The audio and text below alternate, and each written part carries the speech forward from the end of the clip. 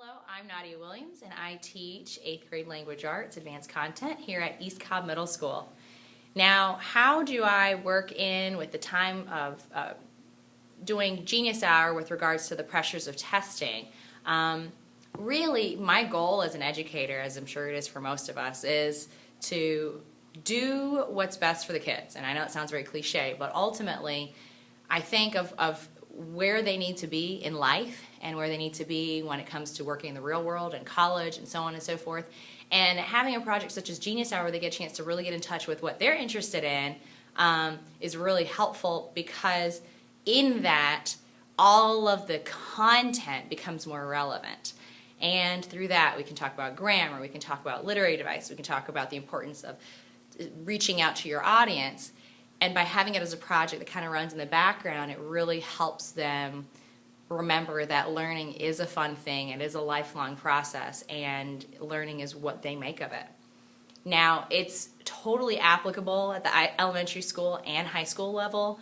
With elementary school, you might want to give the kids a little bit more guidance or scale it back a little bit. It doesn't have to be a free-for-all, go kids, do whatever you want to type of thing.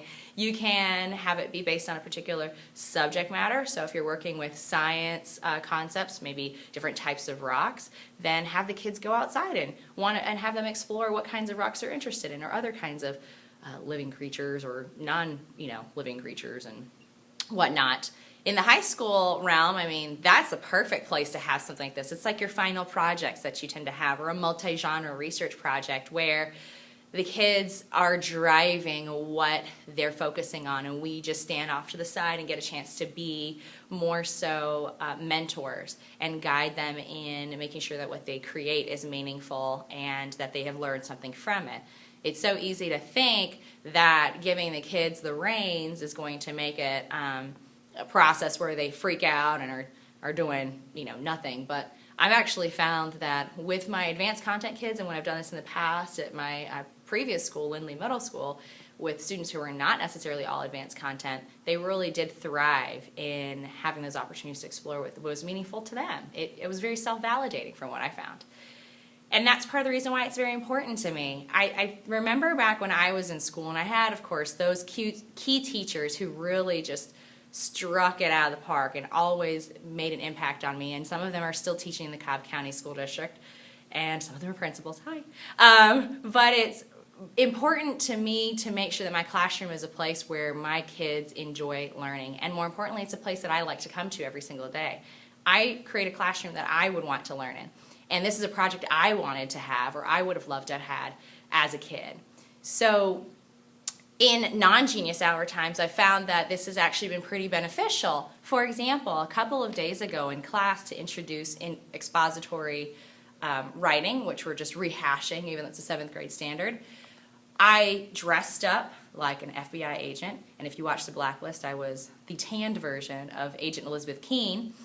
And I told the kids, Miss Williams went missing. She found some really interesting things. We don't know exactly what happened, but you have to explore the classroom and find out what clues might lead to figuring out where Miss Williams is. In doing so, the kids were focused, of course, just on facts. And in that, it led into a great segue of, when we talked with the campus police officer who was talking about just focusing on facts and making sure that you understand your audience when you're preparing a case for the criminal justice system. It related to expository writing. It relates back to Genius Hour in that the kids have to know their actual audience and make sure they're presenting information as if their people watching don't necessarily know what it is that they're talking about, which is pretty much all that expository is about, and informational writing, informational text, and so on and so forth. So most importantly, what I've seen is I've seen the kids really flourish more than before, because their faces light up whenever I show them a connection between what we're doing in class and Genius Hour.